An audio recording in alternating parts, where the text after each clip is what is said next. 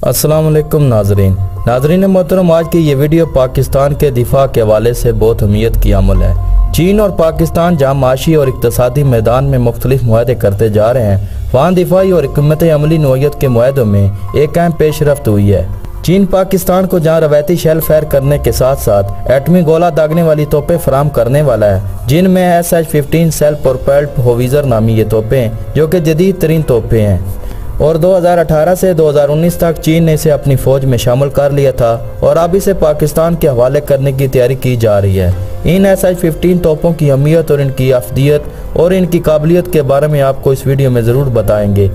लेकिन इसके साथ साथ आपको ये भी बताएंगे कि जैसे ही चीन ने इन्हें पाकिस्तान के हवाले करने का ऐलान किया है, सरहद के उस पार भारतीय मीडिया और हुकूमत में एक शोर बर्पा हो गया और भारत के आला फौजी अहदेदारों ने आसमान सर पे उठा लिया है। भारतीय मीडिया और मुख्तलिफ हलकों में ये बात ज़ेर बहस है कि पाकिस्तान, जिसके माशी हालात कमज़ोर हैं और इसका दिफाई बजट भी बहुत छोटा है, भारत की निस्बत तो ऐसी सूरत में पाकिस्तान मुसलसल अपनी फ़ौजी ताकत को किस तरह बढ़ा रहा है। ये हैरान कुन है क्योंकि पाकिस्तान ने 2023 तक अपनी फ़ौजी ताकत को दुगना करने का अज़म कर रखा है और इस अज़म में चीन पाकिस्तान का भरपूर साथ दे रहा है। SH-15 नामी ये 300 तोपें पाकिस्तान को जब हासिल होंगी तो पाक फौज को ज़मीनी जंग में भारतीय फौज पर वाज़ेह बरतरी हासिल हो जाएगी, क्योंकि पाकिस्तान के पास ऐसी कोई भी तोप नहीं है जिसे एटमी शेल फायर किया जा सके। ये खुदकार निज़ाम से चलने वाली तोपें हैं। भारत के पास 190 की तादाद में मौजूद हैं, लेकिन इनमें से कोई एक तोप भी ऐसी नहीं है जो कि एटमी हमला कर सके, एटमी गोला दाग सके,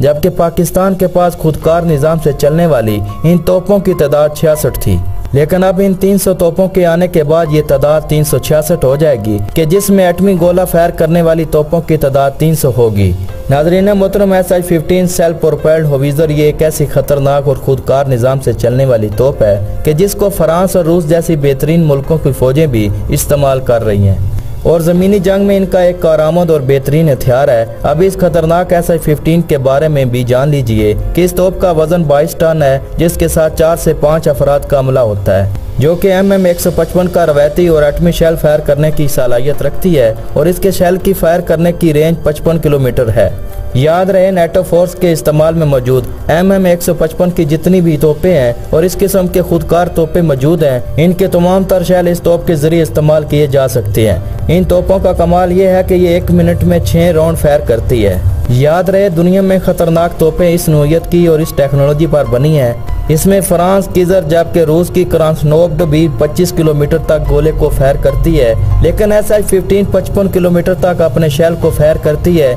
जिसको बढ़ाकर 95 किलोमीटर तक भी किया जा सकता है। इस SH-15 होविज़र की अहम बात ये भी है कि ये शूट एंड सपोर्ट की हामिल है, यानी हमला करके फौरन 1 मिनट में अपनी जगह तब्दील कर लेती है। इससे इसको दुश्मन को इसकी सही लोकेशन का पता नहीं चलता। दूसरा ये कि दुश्मन अगर इस पर जवाबी हमला करे तो इसे कम से कम भी 3 से 5 मिनट लगते हैं और तब तक ये SH-15 तोप 1 मिनट में दोबारा हमला करने के लिए तैयार हो जाती है। SH-15 होविज़र एक कंप्यूटराइज फायर कंट्रोल सिस्टम से लैस तोप है, यानी इसमें एक कंप्यूटराइज निज़ाम है जिसके जरिए इसके खुदकार निज़ाम से पिन पॉइंट एक्यूरेसी के साथ टारगेट को फायर करने में कंप्यूटर निज़ाम के जरिए इसको कंट्रोल किया जाता है और इसके लिए निशाना लगाने की सहूलत फराम की जाती है, यानी एक कंट्रोल रूम के कंप्यूटर सिस्टम के जरिए इसको 600 किलोमीटर के फासले तक टारगेट पर बमबारी के लिए ट्रियूल करवाया जा सकता है, जबकि ये सड़क पर 90 किलोमीटर की रफ्तार से सफ़र करती है, जिसमें एक डीजल इंजन मौजूद है। नाज़रीन मोहतरम, 2018 से 2019 में जब चीन ने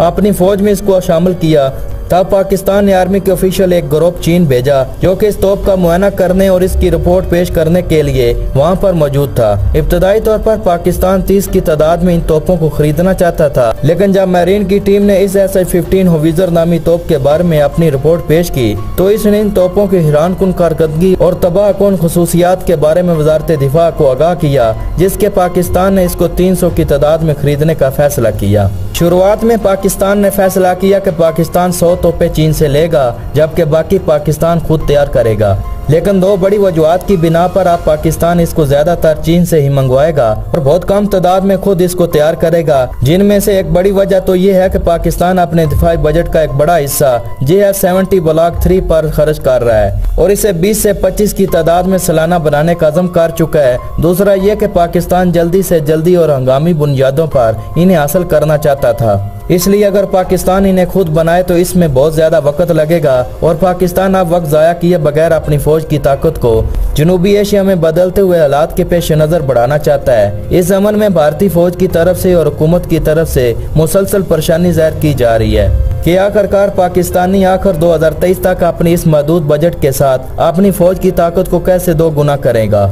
भारत के ये खदशात किसी हद तक जायज भी हैं, क्योंकि पाकिस्तान ने चीन और तुर्की से 110 जदीद हेलीकॉप्टर का मुआहदा भी कर रखा है। पाकिस्तान चीन से Z-10 जबकि तुर्की से 50 की तादाद में T-120 अटैक हेलीकॉप्टर भी खरीद रहा है, जो कि बहुत जल्द पाकिस्तान के हवाले कर दिए जाएंगे।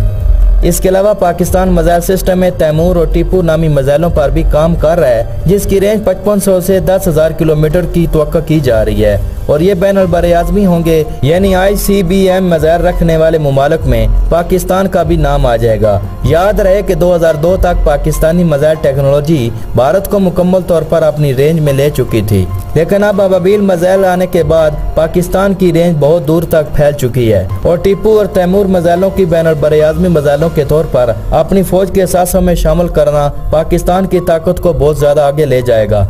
भारतीय मीडिया इस हवाले से भी परेशान है कि मलेशिया, पाकिस्तान और तुर्की के दरमियान मुमकिन तौर पर जो एक ब्लॉक बनने जा रहा है, ये एक ताकतवर तरीन ब्लॉक होगा, क्योंकि इसमें तुर्की जैसी माशियत और ताकतवर फौज इसकी टेक्नोलॉजी होगी, जबकि एटमी हथियारों से लैस और मिसाइल सिस्टम में बेहतरीन कारकर्दगी दिखाने वाला पाकिस्तान इस ब्लॉक का हिस्सा होगा। जबकि दूसरी तरफ इस ब्लॉक के माली मामलात को आसान अंजाम देने के लिए मलेशिया जैसी मजबूत इकॉनमी भी इस ब्लॉक का हिस्सा होगी। इस सूरत में इस ब्लॉक की दुनिया के सामने एक बहुत बड़ी अहमियत होगी और ऐसा ऐसा दुनिया के दूसरे मुसलमान और ताकतवर मुल्क भी इसका हिस्सा बनने के लिए आगे होंगे, जो कि भारत के लिए खतरे की घंटी है, क्योंकि इस ब्लॉक का असल मकसद दुनिया में मुसलमानों के साथ होने वाले जुल्म और ज्यादती को लगाम डालना है और इन पर एक मुस्तरद और ताकतवर आवाज उठाना है, जिसके जरिए ये मुल्क एकजा हो जाएंगे। इसके अलावा पाकिस्तान चीन से 8 स्टेल्थ अबदोजें भी खरीद रहा है, जिसका मुआहदा हो चुका है और 2021 में ये अबदोजें पाकिस्तान के हवाले होना शुरू हो जाएंगी। जबकि सी-पैक के जरिए ग्वादर और बंदरगाह की हिफाजत के लिए पाकिस्तान ने तुर्की के साथ स्टेल्थ फ्राइगेट लेने का मुआहदा किया जा चुका है, जो कि पाकिस्तान को हंगामी तौर पर फराम की जाएंगी। सिर्फ यही नहीं बल्कि 5th जनरेशन एयरक्राफ्ट की दौड़ में पाकिस्तान भारत से काफी आगे दिखाई दे रहा है। पाकिस्तान ने जहां चीन से J-20 और J-31 स्टेल्थ फाइटर जेट की बात की है, 2023 तक ये फाइटर जेट पाकिस्तान आना शुरू हो जाएंगे और पाकिस्तान की एयरफोर्स का हिस्सा बन जाएंगे। जबकि पाकिस्तान अपने खुद का स्टेल्थ फाइटर 5th जनरेशन का हामिल एयरक्राफ्ट बनाने के लिए चीन और तुर्की दोनों के साथ मिलकर काम कर रहा है और ये उम्मीद की जा रही है कि पाकिस्तान अगला JF-70 थंडर स्टेल्थ टेक्नोलॉजी का हामिल बनाएगा। ये वो चीज़ें हैं जो भारत की परेशानी का बहस ही नहीं बल्कि सख्त तशवीश का बहस भी है, क्योंकि पाकिस्तान एक छोटे दिफाई बजट में अपनी फौज की ताकत को जिस तरीके से और जिस रफ्तार के साथ आगे बढ़ा रहा है वो भारत के लिए चौंका देने वाला है, क्योंकि भारत का दिफाई बजट 600 अरब डॉलर से भी ज्यादा है, लेकिन इसके बावजूद भी पाकिस्तान पर अददी लिहाज से भी इस तरह की बढ़तरी हासिल नहीं कर रहा